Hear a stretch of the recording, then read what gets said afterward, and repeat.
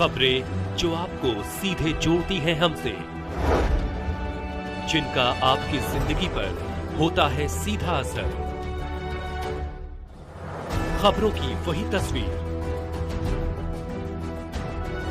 बिना बदले बिना डरे, जज्बा सच का लिए, सच दिखाते हैं। नमस्कार, आप देख रहे हैं भारत टीवी 24। प्रवेश भाई पटेल।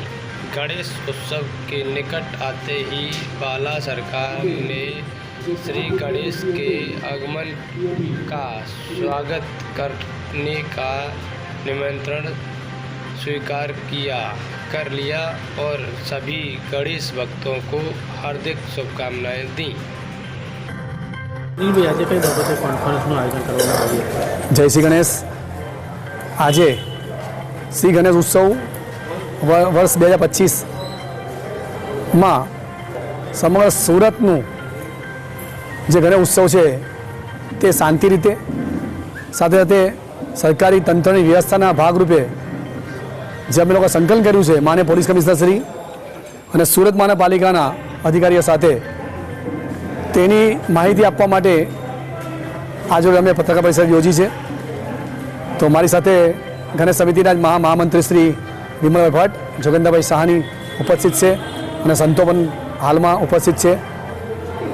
આ પત્રકાર પરિષદ દ્વારા સુરતના સમગ્ર ગણેશ ભક્તોને એટલું જણાવવાનું છે કે સુરત મહાનગરપાલિકા દ્વારા 21 કૃત્રિમ તળાવ બનાવવામાં આવ્યા છે, જે અમારી ગણેશ ઉત્સવ સમિતિની વેબસાઇટ પર તમને બતાવવામાં આવેલા છે। તે સિવાય જ્યાં તમે ઓનલાઈન પરમિટ ભરો ત્યારે પણ તમને દર્શાવવામાં આવે છે।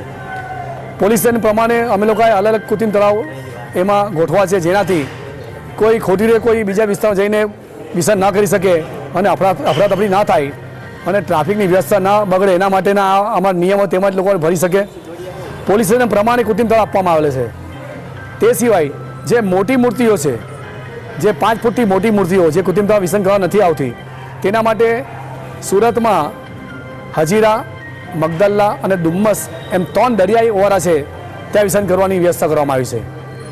અને આ વર્ષે ખાસ વ્યવસ્થા એવી કરવામાં આવી છે કે સવારથી લોકો વિસર્જનની શરૂઆત કરી નાખે।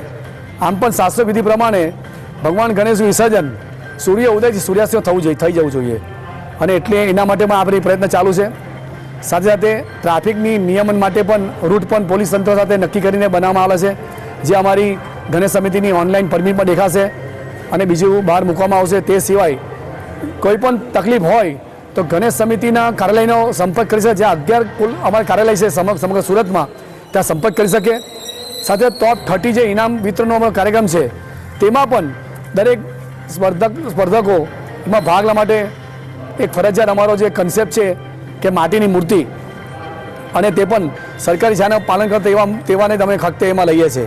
અને સાથે સાથે અમારો કન્સેપ્ટ જ્યારે અમારો કાર્યક્રમ થયો ઇન્ડોર સ્ટેડિયમમાં, ત્યારે અમે જાહેર કર્યું હતું કે સિંદૂર ઓપરેશનના થીમ પર ગણેશ ભક્તો એમાં આગળ વધે અને અમારું અભિયાન જે માનનીય નરેન્દ્રભાઈ મોદીજી આપણા પ્રધાનમંત્રીશ્રીએ શરૂઆત કરેલી 2017માં, એમને મન કી બાતમાં અમારા ગણેશ સમિતિને માન આપીને મન કી બાતમાં લીધું હતું, તે અનુસંધાને ગુજરાત સરકારે પણ આ વર્ષે એક પ્રતિયોગિતા શરૂ કરી છે, જેના આધારે અમે એમનો આભાર પણ માને છે ગુજરાત સરકારનો કે તેઓએ અમારા કન્સેપ્ટને રાજ્ય કક્ષા લઈને સમગ્ર ગણેશ ભક્તોને જે માન આપવા જઈ રહ્યા તેના બદલે અમને ખૂબ આભાર માને છે।